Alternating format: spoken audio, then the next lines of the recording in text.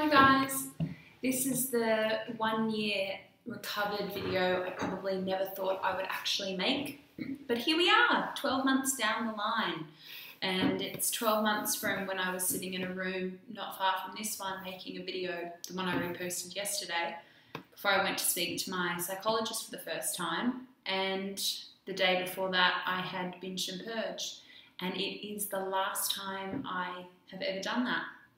In the last 12 months, I have not restricted, I have not binged, I have not purged, I have not self-harmed in any way, and it's been so hard and so amazing and confronting. It's been everything on the scale of emotion from one end to the other, and I wouldn't trade any of it if it means that I got to end up where I am now, which is happy and confident and hopeful more than anything. And I had no hope. I thought I was going to die that way. Sooner or later, it was going to get me. And the depression was going to get me. The self-loathing was going to get me. And I just knew I was going to get to a point where I couldn't do it anymore. And even though it's a big deal that it's a year away, I don't take any of it for granted. I still struggle. I still stand in the shower, which is where, you know, my purging usually took place. And it's this little voice in your head which tells you everything that has stressed you out that day or is stressing you out that week will just go away for a minute if you just indulge, if you just do it once. Just do it once and you'll be fine. What a year gives you, or a day, or a week, whatever that commitment is that you've made, once you get enough of that behind you and you've had enough good days to give you insight into why you're doing this, it goes away. The overpowering sense of it goes away. I think I will battle those thoughts forever. I think like a drug or an alcohol addiction, I think it will always look like an alternative to healthy coping mechanisms. My biggest tip that I can give for recovery that has helped me, there's a lot of technical stuff, I understand that, is being kind to yourself.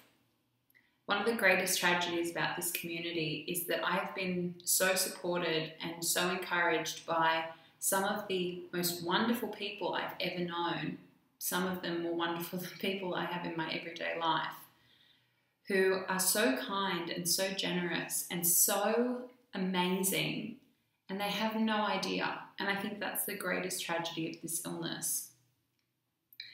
And I want to say thank you to all of you, to my friends here, to my followers, to the people who write me these beautiful, beautiful messages, who, you know, have such insightful dialogue with me about their lives, about their illness, about their coping mechanisms, who are so brave and so vulnerable. And I've said it many, many times, I am so grateful that I found this community, that I ever signed up to Tumblr. And I'll say it again, I am not sure that I would still be here and around if it weren't in part for this community and all of you, along with my very supportive friends and family. But you're just incredible. You're just amazing people. And I wish you could see a tenth of what I see and know what I know about you. And it makes me sad that that's one of the biggest pitfalls of this illness, is that you don't see it, but I do. And I think you are amazing. So this, more than anything, is a thank you. Thank you for letting me be a part of this community. Thank you for being just who you are and being so strong and being so freaking inspiring. I remember when I first signed up and I was like -1 day into recovery, and all these people posting about 6 months recovered, a year recovered, 5 years recovered, and it just made it possible there was no one in my daily life who I could talk to who had any idea what this was like,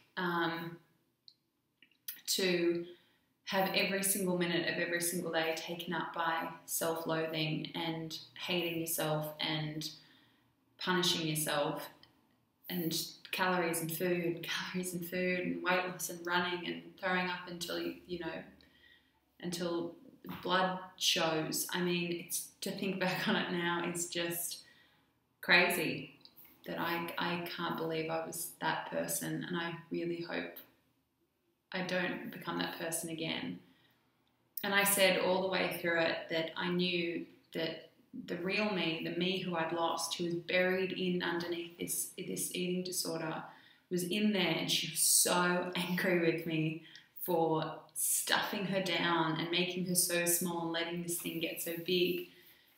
And I feel the reverse now. I feel like that girl is back, and she's not quite as pissed off as she used to be. She'd like the 6 years back, but she's not as cranky with me as she was.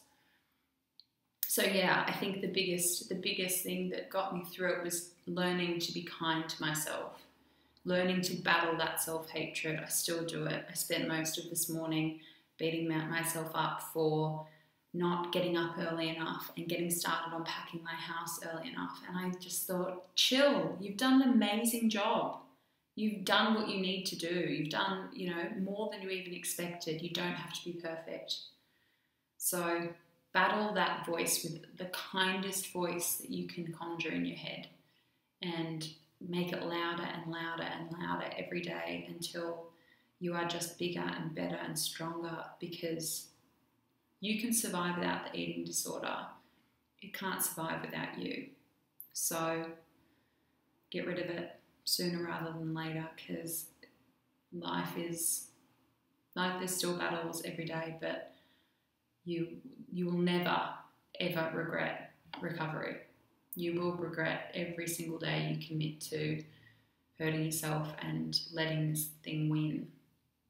So that's it from me. That's 1 year, and I hope I'll be making another one in 2 years.